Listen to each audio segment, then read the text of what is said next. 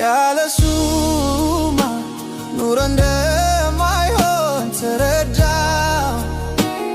አሁን ይብቃኝ ምንም ላላተርፍ ተጎዳው። ልመለስ የቀድሞ ቤቴ ይሻለኛል። ከኢየሱስ ጋር ኑሮ ይመቸኛል። የዓለም ኑር አንገፍግፎኛል፣ ብዙ አራቁቶኛል። ቸሩ አባቴ እርሱ ይሻለኛል።